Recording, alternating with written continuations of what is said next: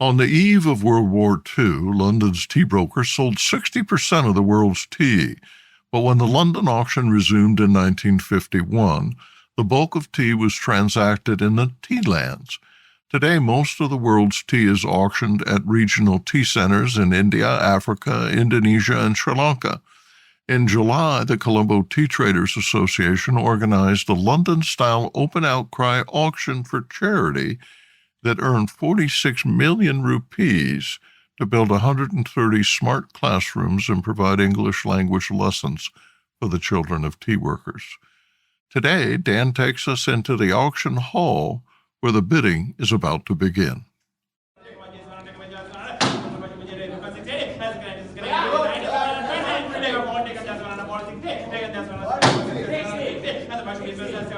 The rustle of the arena as tea buyers vied for attention is punctuated by the rhythmic repetition of calling bids in the auctioneer's chant.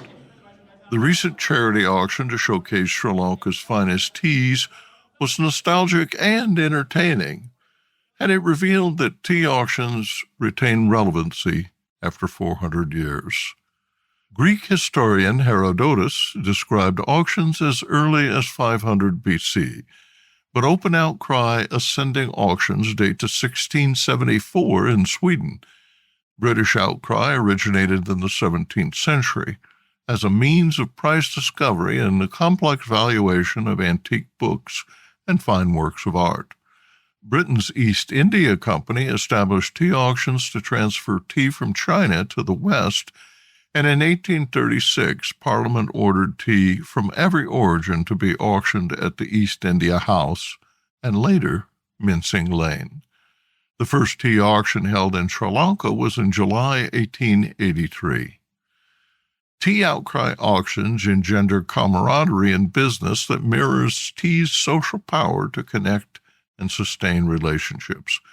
In July, Sri Lanka's best-known brokers, planners, and buyers raised 46 million rupees, that's more than 150,000 U.S. dollars, for the Colombo Tea Traders Charity Trust, commemorating the 130th anniversary of the Colombo Tea Traders Association.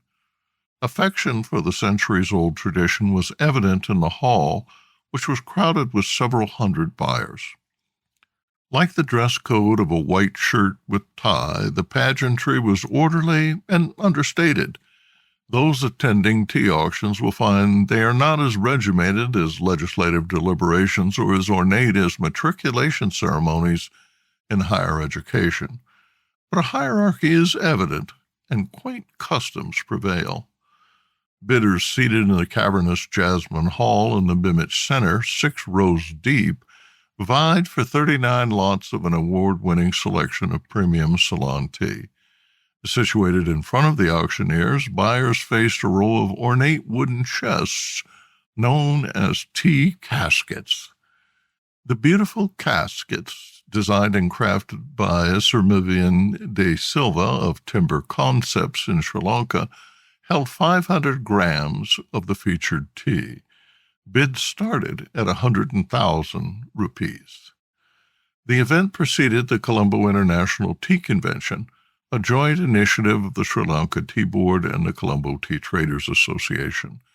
The auction was the first CTTA charity auction since 2017 and one of the few outcry events since the Colombo Tea Auction's modern digital tea platform went live on April 4th of 2020.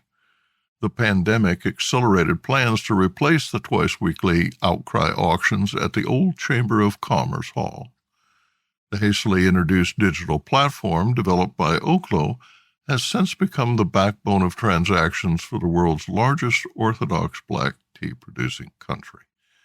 Last year, Sri Lanka exported 242 million kilos of tea, almost all purchased at auction. The new platform automates the transaction process at every link in the supply chain, from when the leaves reach the factory to the final payment settlement. The end-to-end process is efficient, adaptable, and firmly favored by brokers, but lacks the competitive allure and business advantages of personal interaction. This is why open bidding has stood the test of time. A casual observation of the assembly reveals groupings by company, region, and pair status. There's a conformity of attire with individual flourishes suggesting personality and status. White shirts and blue with ties were the standard, but there were also open collars and a polo shirt. 8 brokerages, each presenting 5 teas, were listed on the lectern in the auction's catalog order of sales. Like a horse racing book, the catalog's list of teas revealed preferences in style and the pedigree of the individual estates. Venerated Forbes and Walker, established in 1881, provided 23 of the 39 teas on offer and purchased 2 lots. The teas were all winners in the 2024 Ceylon Specialty Estate Tea of the Year competition. Forbes and Walker Managing Director Yashan Fernando, who chaired the auction's organizing committee, writes that while certain brokers did not have any winning teas, quote, since it was an industry initiative to conduct a charity auction and for the sake of equality, F&W shared its winning teas among other brokers in an equitable manner, with the distribution of gold, silver, bronze, and merit, in the true spirit of charity to achieve the goal of the charity auction, end quote. Tea's ability to stimulate meaningful conversations was evident during tea breaks when the brokers I spoke to commented on Forbes and Walker's generous support. There are many ways to dispose of tea. There are Dutch and penny auctions, Japanese clock auction, Vickray's second price sealed auctions, reversed auctions, and closed bids. Tea veterans consider outcry superior for several reasons. Foremost is the vetting of participants and the club-like personal interaction of peers. English outcry auctions are unique because bidders make their bids openly, so all bidders hear and see and often know who makes the offer. Over time, a helpful hierarchy evolves, ranking the oldest brokerage, the most innovative brokerage, and everyone learns the brokerages that handle the most transactions, the brokers who manage the most lucrative stable of clients, and those who consistently achieve the highest bids.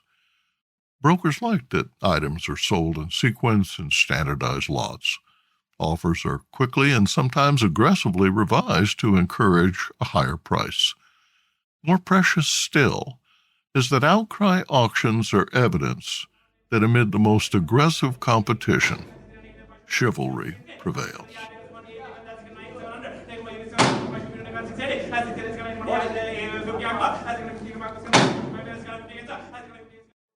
Produced by Adavita Studios. Connect your voice to the world.